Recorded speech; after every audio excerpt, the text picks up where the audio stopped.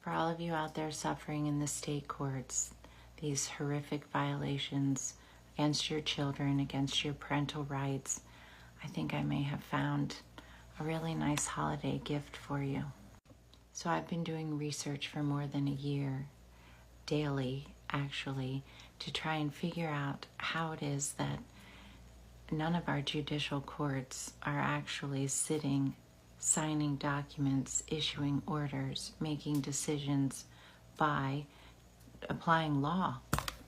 In other words, our state courts are not acting as judicial courts and wielding judicial power, governmental force of law. Then our federal United States district courts are doing the same. And they're all signing these documents in personal capacity with just their title only. So I figured out how the federal courts are doing it. It's under a congressional act called the Judicial Improvement Act of 1990. And right about that same time, the states all started writing alternate dispute resolution laws for mediation or arbitration. Alternate dispute resolution really came about for collective bargaining because deciding what corporations will pay their employees is not determining a substantive right or a constitutionally protected right for either side.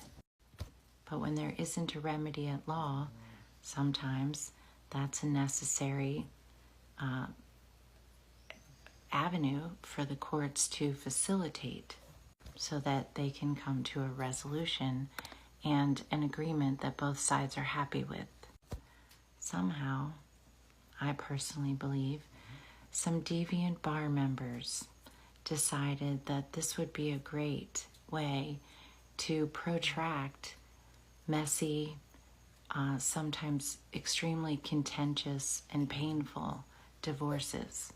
And thereby the attorneys and the judges, and now the states and the banks, and so on and so on, and the government are all getting extremely wealthy, dragging these proceedings out in specialized jurisdiction and under ADR. Because when you actually apply the law, these matters can be solved, or you do have a remedy. The state laws provide that. So how do they get to this ancillary jurisdiction?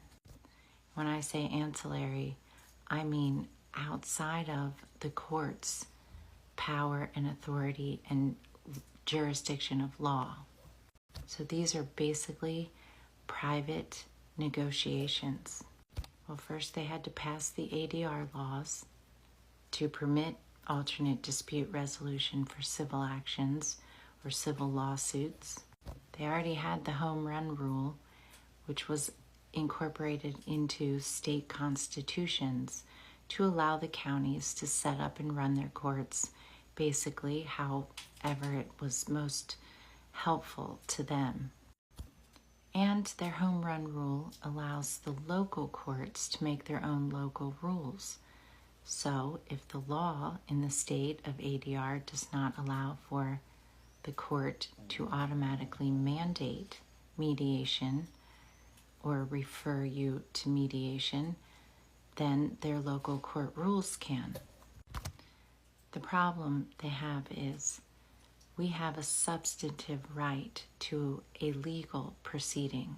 We have a constitutionally protected right to due process of law, meaning the whole process must follow the rules of law, and the laws must be applied. The ancillary doctrine springs from the equity doctrine, which means that when the remedy at law between one individual harming another individual is too limited, then the judge, or the court rather, can expand the relief and find the remedy per their discretion. Their discretion under equity jurisdiction permits them to move matters into an ancillary jurisdiction.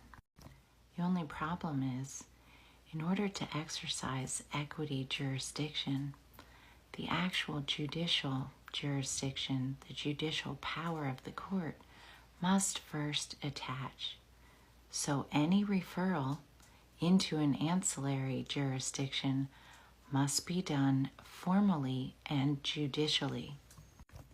And that is not happening in these courts. These courts are not first sitting judicially and then informing the litigants, I am going to move you to an ancillary jurisdiction and under alternate dispute resolution so that you can mediate some of these issues. Mediation, of course, applies no laws and has no rules of evidence, no rules of testimony, no discovery, none of the protections for the parties that due process of law establishes and offers, and that we all have a right to, especially when our substantive rights to our children are being determined. So here it explains all courts, absent some special statutory denial of power, possess ancillary powers to effectuate their jurisdiction. But that means to enhance their jurisdiction must attach first. Here it's explaining why an ancillary jurisdiction might be a necessary option. Sometimes it's used to enforce an already obtained judicial judgment. But I like the sentence next that I highlighted. It's used in order to, quote, secure the fruits and advantages of a judgment or decree. So what that tells me is that's exactly what they're trying to obtain in these private mediation negotiation proceedings. They're trying to obtain consent decrees. They're trying to manipulate the parties outside of the jurisdiction of the court of law, and unbeknownst to them that they are not in a court of law, trying to get them to concede to one another's, whatever agreement they can manipulate out of the parties. And that, more often than not, does not end up equitable by any stretch of the imagination, nor do these agreements end up conforming to the state's laws. But once they are signed by both the parties, and then the sitting commissioner or judge signs, that's called a judicial homologation. Once that happens, that order or that entry or that judgment or that decree becomes enforceable like a contract. It has the weight of a judicial order of a court. When, remember, the court's judicial power has not yet even attached to the matter. So what can be filed? And I believe this can be filed to your state Supreme Court because these are both common law writs. First, the writ of mandamus, because this is, as they say, an extraordinary writ and can only issue when there's a ministerial duty. They have a ministerial duty to attach the court's power before they can refer to an ancillary jurisdiction, because we all have a substantive right to a legal proceeding and judicial determination. And since they did not do that, you can combine it with a writ of prohibition to stop them from proceeding any further in this ancillary jurisdiction.